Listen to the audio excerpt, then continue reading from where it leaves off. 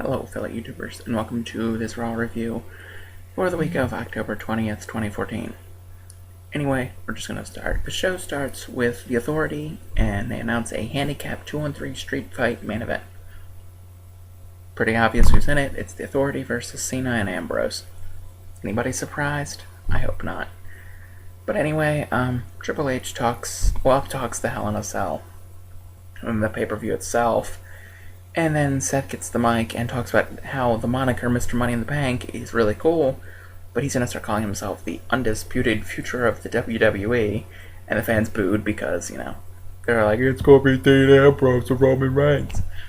But, anyway, he says that after Hell in a Cell, Ambrose won't have a future.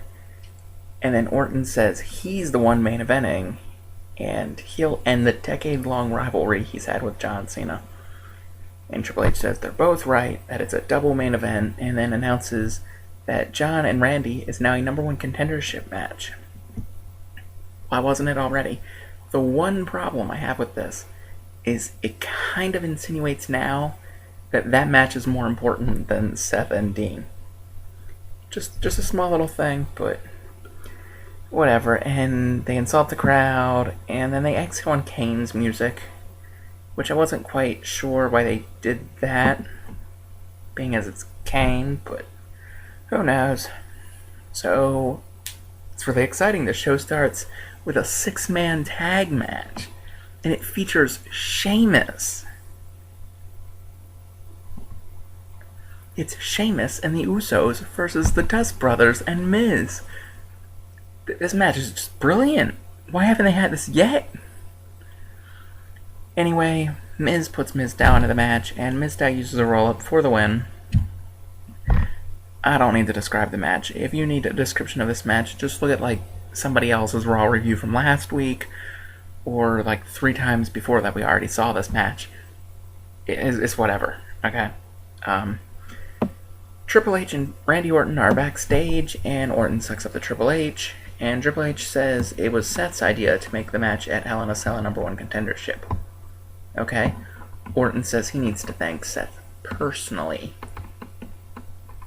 And it kind of seems like one of those things where he's not really going to thank him, but there's another Wyatt promo. I don't really even care. AJ comes out to battle Alicia Fox. And Paige was out there, and she made eyes at JBL. I don't know. Paige turns on Alicia Fox, but Fox still manages to roll up AJ. But Paige turning on Alicia Fox was fake. So nothing important happened. I was all excited at first. One thing this does mean, though, is that, for one, Layla is out of this. 2, if we were going to guess who our next opponent would be after Paige, it would be Alicia Fox. Anyway, Randy finds Seth backstage. Orton questions him and tells Seth to back off, basically, that he doesn't need his help, that he shouldn't be dealing with him anyway. And Seth insinuates that the only reason he did it is that way, in the slim chance that Randy Orton wins and wins the championship, he can come out and cash in on Randy, basically. That's at least how I took it. Maybe other people took it differently, but that's how I took it. And so we go to a commercial break, and then when we come back, Orton comes out to the ring, and he says he's better than John ever was. He says he'll beat Cena, and he'll move on to Lesnar.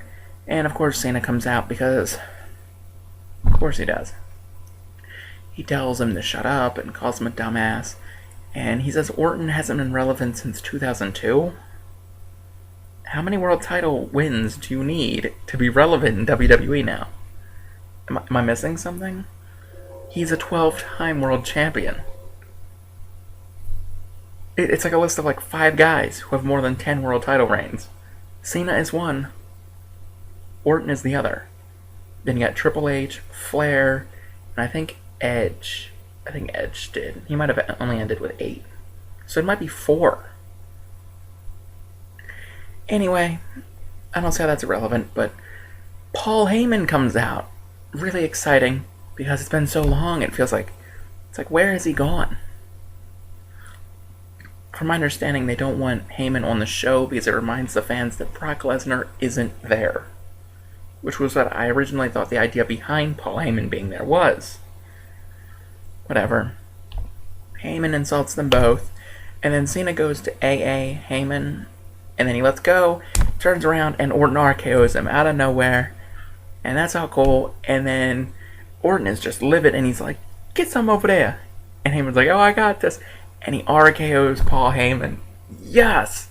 Before that, I was like, that match in Hell in a Cell, it's all Cena now, because it was #1 contender. But now Orton has beef with Heyman, and Lesnar will have beef with Orton. Finally, there's some confusion. It might be Orton now. Anyway, it's Rusev versus Big E. It's a boring match. I don't care. Big E taps. That's really all that mattered. And Rusev is going to rip Big Show's giant heart out and devour it. That is a quote from his promo. I personally love when Rusev does promos. Like everybody's like, Lana, Lana, Lana. But it's when Rusev gets the mic and he says something really weird, and it's like, yes. But they're like, okay, time to celebrate the real red, white, and blue. And then they go for the flag to fall down, and it doesn't. And you see Big Show on the Titantron, and the American flag falls down. It was pretty clever. It was pretty clever, not gonna lie. And then Rusev goes to tear the flag down, and some soldier stops him just to get super kicked. And then they're acting like it was like such a big deal. They're like, oh my goodness, he could have a concussion. He could be injured forever. I liked that. But Big Show comes out and says, like, one of the lines you don't cross is you don't insult a soldier. But I guess pulling down their flag is different, right? Whatever. He says he's going to beat Rusev and end his career, and he calls him out. He doesn't come out. So Big Show follows him backstage, can't find him. You know what that means? That means no more Big Show for the rest of the night. Okay. Dean is backstage watching Cena Evil 2, and Cena is mad that Dean Ambrose isn't preparing for the match. Ambrose says they're going to win because handicap street fights are his specialty, even though he's undefeated in contract on a pole matches. That was good. Cena calls Dean the Joker because Dean said that it's like Superman and Batman teaming up. Because John Cena would be Superman, duh, and he would be more like Batman. But then Cena calls Dean the Joker. Okay. And John walks off, and Dean says, why so serious? It was pretty clever. There's Brie Bella versus Summer Rae when we get back from the commercial break, and apparently at Hell in a Cell there will be a Bella match, and let's be real, that is going to be the weakest match on the card. I don't care what other match is on the card, that is the weakest match. But anyway, apparently the loser has to be the winner's servant for a month, or something stupid like that. Brie won, who cares? Moving on, Dean Ambrose comes out of the ring with some bags. Inside one of the bags is a Seth Rollins puppet. And then he calls him a puppet and rips the puppet's hand off so he doesn't have to get them dirty ever again. Because Seth hates getting his hands dirty. That's why Randy Orton and Kane are there. He stabs him with something and hammers at the puppet. And he's going to cut off his testicles. But too bad he sold them already to Triple H. It was weird. It was just weird. He squeezes him with the tongs again, even though he already did that. And then he pile drives him, and then Seth comes out because I guess the pile driver is pushing it too far. But Seth basically says, Dean, you're stupid. And Dean throws the hand at him, and the crowd chants, sell out. Seth says, of course he did. Which is completely logical. Like, very good booking decision by actually having him admit it. Like, no duh. Who wouldn't?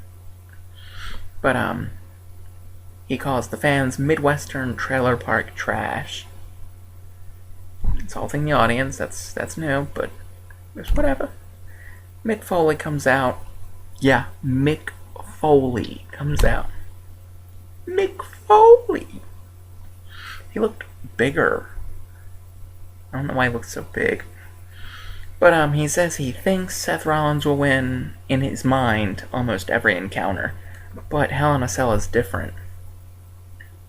Okay. I don't care. Basically, Mick Foley insults him, and Seth insults Mick Foley, calling him an idiot, pretty much.